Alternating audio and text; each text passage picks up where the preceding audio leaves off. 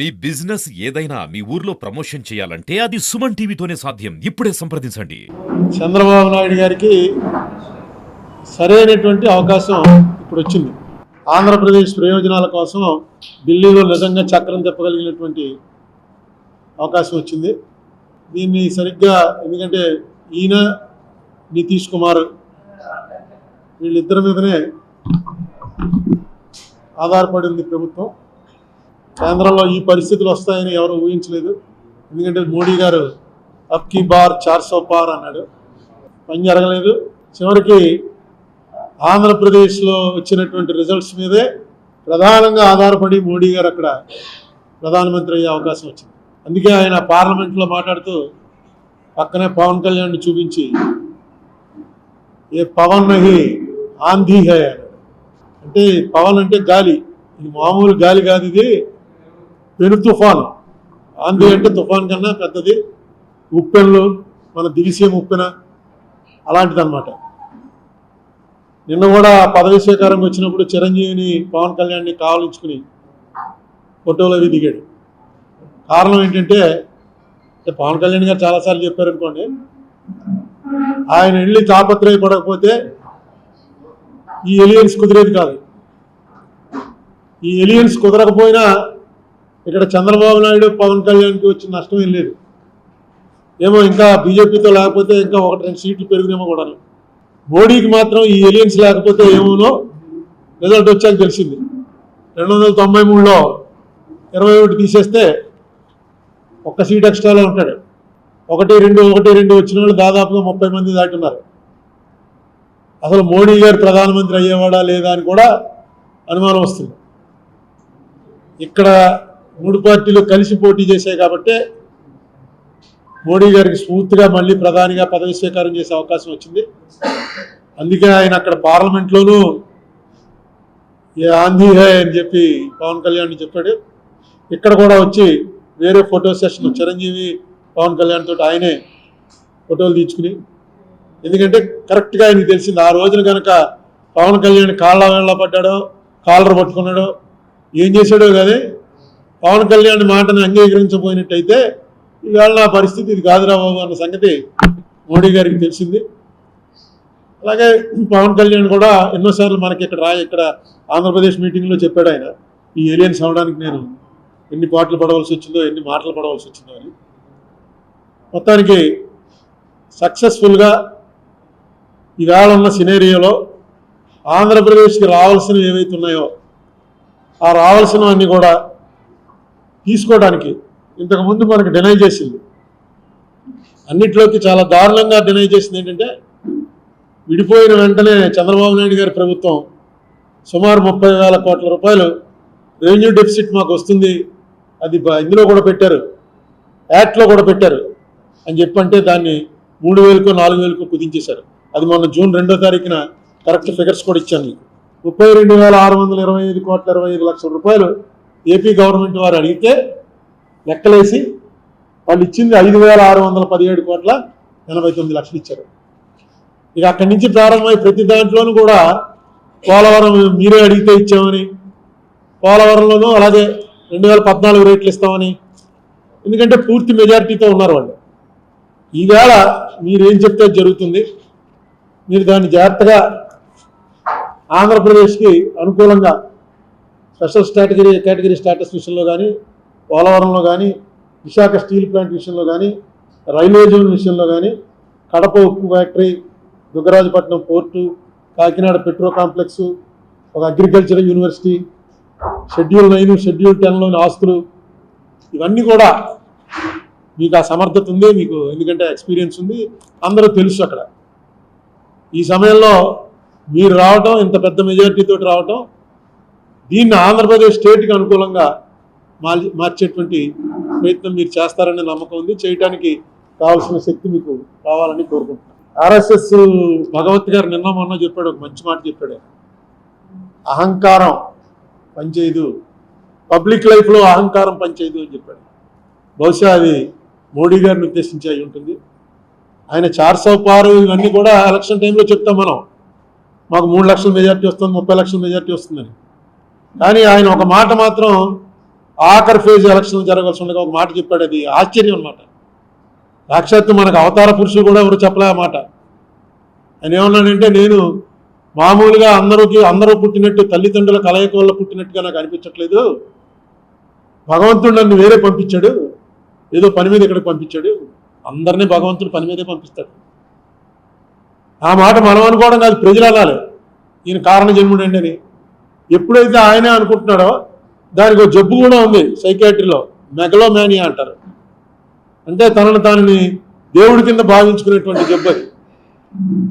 అదేంటో చాలా విచిత్రంగా ఆయన అలా అంటాడు అనుకోలేదు. ఎందుకంటే ఆయన చాలా గొప్ప స్పీకర్. ఆయన ఇవాళ భారతదేశంలో ఆయన్ని మించి హిందీలో స్పీచ్ ఇవ్వగలిగినటువంటి మనిషి ఇంకోటి లేడు.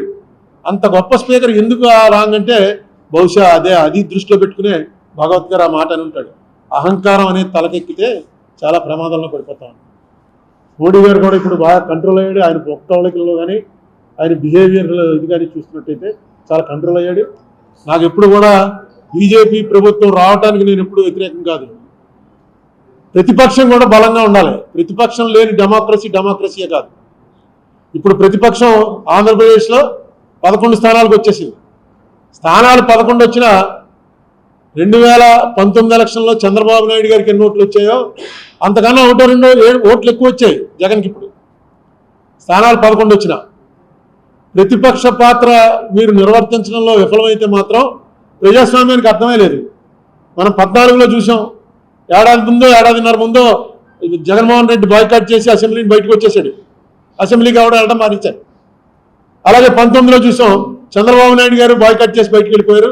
అక్కడ కూడా అసెంబ్లీ ఏమీ జరగలేదు. ఇప్పుడన్నా కనీసం ఉన్నది 10 మంది అయినా అసెంబ్లీలో కరెక్ట్గా మీరు ఏం చేయాలి. ఎందుకంటే అత్యున్నత వేదిక అది. ఏం అడగాలనుకుంటున్నారో ఏం చేయాలనుకుంటున్నారో చేయండి. అయిపోయింది. అప్పుడు 23 వచ్చినప్పుడు మీరు చెప్పారు 23 స్థానాలు వచ్చాయి, ఇంక అయిపోయింది చంద్రబాబు నాయుడు చాప్టర్ క్లోజ్ అని. ఇవాళ ఏమైంది? మీకు 11 స్థానాలు వచ్చినప్పుడు వాళ్ళు అంటారు మీ చాప్టర్ క్లోజ్ అని. చాప్టర్లు ఏవి క్లోజ్ అవ్వవు. మీకు ఒక ఉదాహరణ చెప్తాను. ఇదేదో నేను ఊహించి చెప్తుంది కాదు. 1989లో ఇక్కడ సీనియర్లకు తెలిసి ఉంటుంది. 89లో ఫస్ట్ టైం ఎంజీ రామచంద్రన్ చచ్చిపోయిన తర్వాత ఎలక్షన్లు జరిగాయి. అంతకుముందు ఆ ఎంజీ రామచంద్రన్ గారి భార్య జయలలిత ఇద్దరు కూడా పార్టీ నాదంటే నాదని కొట్టుకున్నారు.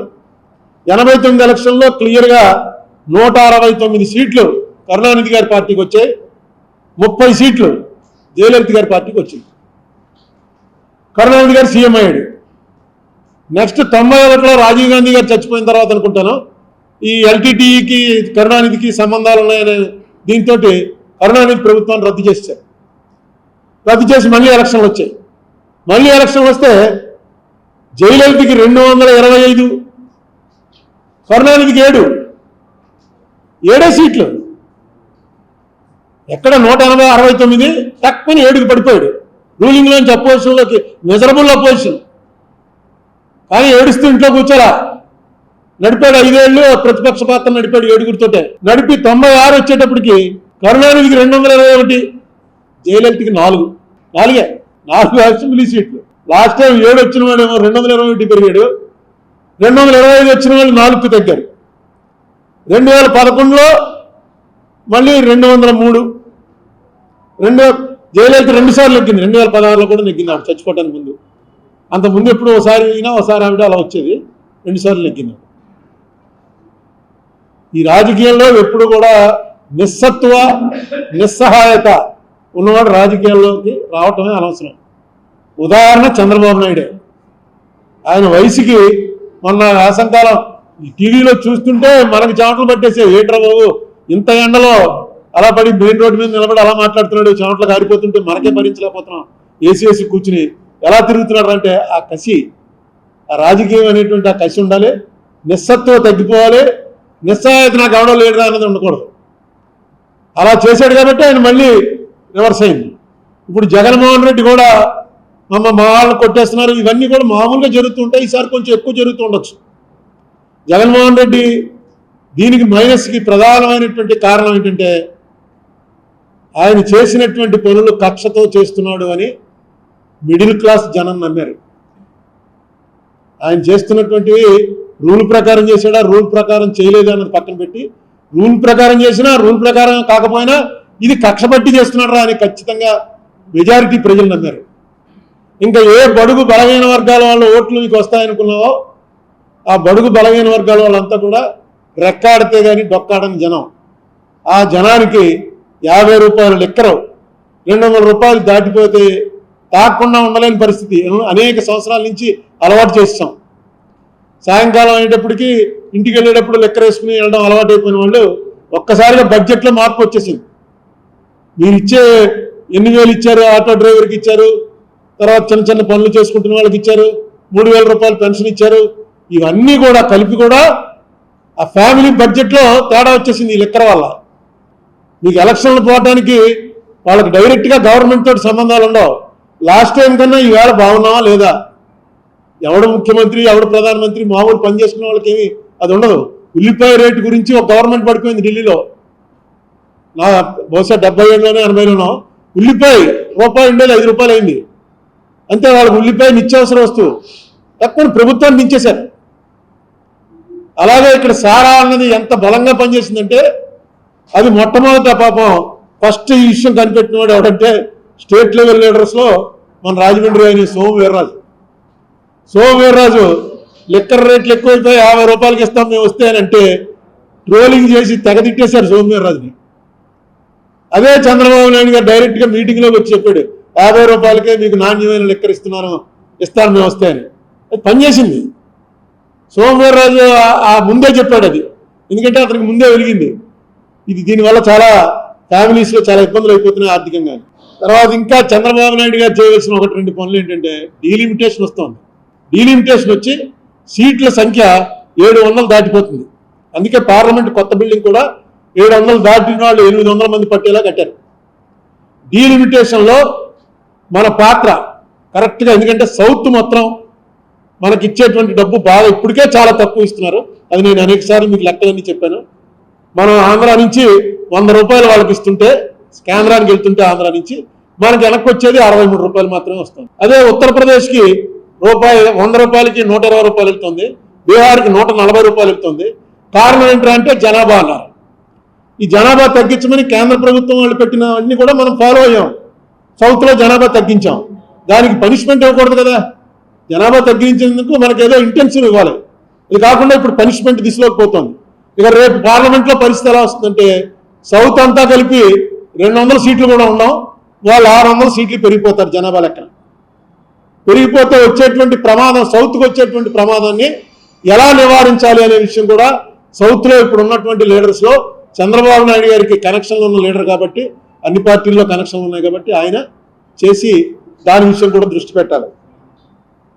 తర్వాత ఈవీఎంలు, ఫస్ట్ ఈవీఎంలు తప్పు అని చెప్పింది చంద్రబాబు నాయుడు గారే.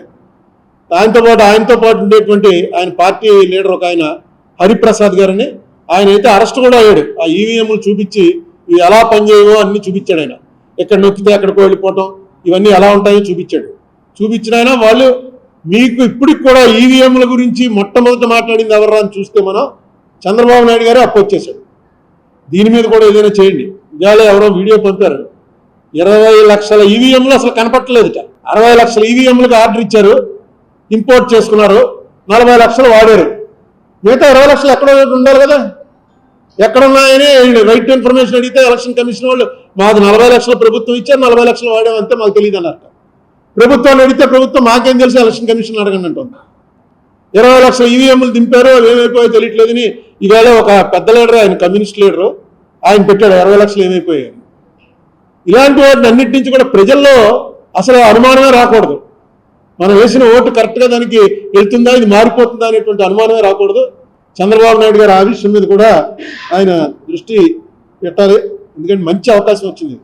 బీజేపీ ఎన్డీఏ కూడా, ఎన్డీఏకి ఇండియాకి ఓన్లీ 2%, 2 కూడా పూర్తిగా లేదు, 2% ఓట్స్ డిఫరెన్సే ఉంది ఇండియా గ్రూప్కి ఎన్డీఏకి. సీట్లు వీటిలో చాలా తేడాలు వస్తాయి. సీట్లు బట్టి కాకుండా ఓటింగ్ చూసుకుంటే ఎన్డీఏకి దీనికి కేవలం 2% కూడా పూర్తిగా లేదు, 1.9% తేడాలు ఉన్నారు. ఇది మంచి అవకాశం. ఈ మంచి అవకాశాన్ని చంద్రబాబు నాయుడు గారు సద్వినియోగం చేసుకోవాలని కోరుకుంటున్నా. మనకు కూడా ఇక్కడ ఇటువంటి వీళ్ళు కూడా వైసీపీ వాళ్ళు కూడా ఏం డిస్కరేజ్ అవ్వాల్సినటువంటి అవసరం లేదు. 26 సీట్లు వచ్చాయి. గుర్తు తెచ్చుకోండి, 94లో నేను ఫస్ట్ అసెంబ్లీ పోటీ చేసినప్పుడు పివి నరసింహరావు గారు ప్రధానమంత్రిగా ఉండగా ఇక్కడ కాంగ్రెస్కి వచ్చినటువంటి సీట్లు 26 మాత్రమే. ఏది 294కి 26, 296కి 26 వచ్చింది. మళ్ళీ ఎలక్షన్ 96 నుంచి 99లో కొంచెం పెరిగాం. 2004 వచ్చేటప్పటికి 181 సీట్లతో అధికారంలోకి వచ్చాం. రెండే పార్టీలు ఉన్నప్పుడు, ఇప్పుడు రెండే పార్టీలు ఉన్నాయి ఇక్కడ, మిగతా పార్టీలు ఎవడో ఒకటి జారపడాలి. ఒకటి జగన్మోహన్ రెడ్డి పార్టీ, ఒకటి నారా చంద్రబాబు నాయుడు పార్టీ. ఈ రెండే పార్టీలు ఉన్నప్పుడు ఇలాంటివి సాధ్యం అవుతాయి, వన్ సైడ్గా ఇటు వన్ సైడ్గా అటు. కాబట్టి వీళ్ళు డిస్కరేజ్ అయిపోక్కర్లేదు, వాళ్ళు కూడా ఏదో ఇంక అయిపోయింది స్మాష్, జగన్ పార్టీ క్లోజ్ అయిపోయింది, ఇంకా మనమే అని వాళ్ళు అనుకోక్కర్లేదు. ఇక్కడ ఈవేళ ఉన్నటువంటి వాతావరణం చంద్రబాబు నాయుడు గారి ఎక్స్పీరియన్స్ తగ్గట్టుగా రైట్ టైంలో రైట్ డెసిషన్ వచ్చిందని నేను అనుకుంటున్నాను. ఎందుకంటే ఇదే పాత్రలో ఇంకొకరు ఎవరు ఉంటే ఇంత బాగా ప్లే చేయలేరు. అంటే చేస్తారని నేను అనుకుంటున్నా. ఇప్పటివరకు ఏమీ మొదలవలేదు, ఇంకా మంత్రివర్గం ఎవరెవరికి ఇచ్చారో కూడా తెలియలేదు. కానీ ఖచ్చితంగా చంద్రబాబు నాయుడు గారి ఇంపార్టెన్స్ ఢిల్లీలో చాలా పెరుగుతుంది.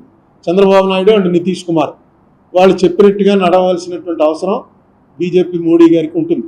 అయిపోయామని ఎవడన్నా అనుకుంటే, చంద్రబాబు నాయుడు గారి పార్టీ కూడా అయిపోయింది జగన్ పార్టీ అనుకుంటే వాళ్ళు పొరపడుతున్నారు, మేము అయిపోయామరా అని జగన్ పార్టీ అనుకుంటే వీళ్ళు పొరపడుతున్నారు. ఎందుకంటే ప్రజాస్వామ్యంలో ఇది అసలు 5 ఏళ్ళకోసారి ఎలక్షన్ పెట్టడం గవర్నమెంట్ మారటానికే. ఈసారి మారటం అనేది చాలా మంచిగా మారింది. ఎందుకు కారణం ఏంటంటే అక్కడ బీజేపీ అనేటువంటి కేంద్రం ఏదైతే మన సవత్తల్లి ప్రేమ చూపిస్తుందో కరెక్ట్గా కంట్రోల్ చేయడానికి డెఫినెట్గా జగన్ కన్నా చంద్రబాబు నాయుడు గారు బెటర్ వచ్చాడు. దీని మీద పెద్ద నిరుత్సాహపడిపోకలా. ఇంకా అటాక్లు జరుగుతున్నాయి. లీగల్గా వెళ్ళండి, లీగల్గా ఎక్కడైతే కొడతారో అన్ని వీడియోలన్నీ టీవీలో చూపించడం కాదు, కోర్టులో పెట్టండి. కోర్టులు ఉన్నాయి, ఇంకా కోర్టులో న్యాయం జరుగుతుంది ఖచ్చితంగా. అప్పుడు ఆగుతాయి అక్కడ. ఈ వెళ్ళి వచ్చి రోడ్డు మీద కొడుతున్న వాళ్ళని చంద్రబాబు నాయుడు ఏం పంపడం, ఆ రోడ్డు మీద తన్నులు తింటున్న వాళ్ళందరినీ జగన్మోహన్ రెడ్డి పంపిన వాళ్ళు కాదు. ఎక్కడెక్కడ ఏ గొడవలు చెడితే నిన్న ఆ పార్టీలో ఉన్నవాడు ఈ పార్టీలోకి వచ్చాడు, ఈ పార్టీలో ఉన్నవాడు ఆ పార్టీలోకి వెళ్తున్నాడు. సో మీరు పార్టీ అంటూ బలంగా ఉన్నప్పుడు ఇవన్నీ కూడా ఆటోమేటిక్గా సర్దుమణుగుతాయి.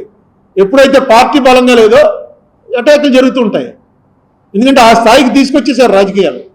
ఇప్పుడు చూడండి, పక్కనే ఒరిస్సా 24 ఏళ్ళు ఒక్క ఎలక్షన్ కూడా ఓడిపోకుండా 24 ఏళ్ళు ఆయన అనుకుంటాను రికార్డు. ఆవిడ లేడు ఇండియాలో, నవీన్ పట్నాయక్. ఆ మాజీ అని చిన్న కుర్రాడు సీఎం అయ్యాడు, వెళ్ళాడు దానికి. ఆ వీడియో చూస్తే నిజంగా అలా ఉండాలి. వెళ్ళగానే మొత్తం సీఎంతో సహా అందరూ లేచి నిలబడ్డారు. ఆయనే సీఎం మళ్ళీ పదవి స్వీకారం చేస్తున్నట్టు వచ్చినట్టు వెళ్ళాడు, కూర్చున్నాడు. మోడీ ఆయన దగ్గరికి వెళ్ళి నమస్కారం పెట్టాడు. గౌరవం ఉండాలి కదా. 24 ఏళ్ళు ముఖ్యమంత్రి చేశాడు, పోయింది ఎలక్షన్. ఏంటి పోతే అయిపోయినట్టేనా? ఒక ఎలక్షన్ ఓడిపోతే అయిపోయినట్టే. చంద్రబాబు నాయుడు పదవి స్వీకారం జగన్మోహన్ రెడ్డి రాడు, జగన్మోహన్ రెడ్డికి చంద్రబాబు రాడు. ఏంటో అర్థం అవట్లేదు. అక్కడేమో మోడీ పదవి స్వీకారానికి కాంగ్రెస్ వాళ్ళు వెళ్ళరు. మీరు ఎవరో శత్రువులా? విరోధులు, రాజకీయ విరోధులు. విరోధులు కూడా తప్పన్నాడు భగవత్. ఆర్ఎస్ఎస్ భగవత్ గారు నిన్న ఏమన్నాడు? విరోధం అన్న మాట కూడా తప్పే. ప్రతిపక్షం వాళ్ళు, మీరు అధికార పక్షం, వాళ్ళు ప్రతిపక్షం. అంతే తప్ప విరోధం అన్న మాట కూడా వాడకండి. విరోధని ఆయన వాడాడు, ఎవరు వాజ్పేయి గారు. మనం విరోధమే కానీ శత్రువులం కాదని ఆయన ఒకసారి చెప్పాడు. ఈయన అంతకన్నా మంచి మాట చెప్పాడు. కేసీఆర్ని అదేగా అన్నారు, అభ్యర్థులు మార్చుంటే నెగ్గును, మార్చలేదు కాబట్టి ఓడిపోయాడు. ఇది ఏది కూడా ప్రూవ్ చేయలేని థియరీ. అయిపోయిన తర్వాతే చెప్తారనమాట. కానీ ఒకటి మాత్రం, మొన్న ఇది జగన్మోహన్ రెడ్డిని దించటమే ఈ ఎలక్షను, ఇంకా మిగతావన్నీ పక్కనట్టండి. జగన్మోహన్ రెడ్డిని దించటమే ఈ ఎలక్షను అని ప్రజల్లో ఆలోచన మార్చిన వాడు మాత్రం పవన్ కళ్యాణ్. ఎందుకంటే వాడు బీజేపీ అలయన్స్లో ఉంటూ వాళ్ళతో కన్సల్ట్ చేయకుండా ఇక్కడికి వచ్చి జైలు దగ్గర ఆయన ప్రకటించాడు. ఆ ప్రకటించడంతో ఓకే, వాళ్ళు వచ్చినా రాకపోయినా పవన్ కళ్యాణ్ వచ్చేస్తాడు రా అంత. పవన్ కళ్యాణ్ రావటమే నేను అనేకసార్లు చెప్పాను, డెడ్లీ కాంబినేషన్. అది కాపు కమ్మ కలవటం అనేది చాలా డెడ్లీ కాంబినేషన్. అది అనౌన్స్ అయిపోయింది. తర్వాత మరి ఎవరు కాళ్ళు చెప్పాను, కాళ్ళు పెట్టుకున్నాడో ఏం చేశాడో కానీ బీజేపీని కూడా ఒప్పించి తీసుకొచ్చాడు. బీజేపీకి మంచిది అయితే వీళ్ళిద్దరే వెళ్ళుంటే ఇంకా ఒక సీట్ ఎక్కువ వచ్చినేమో.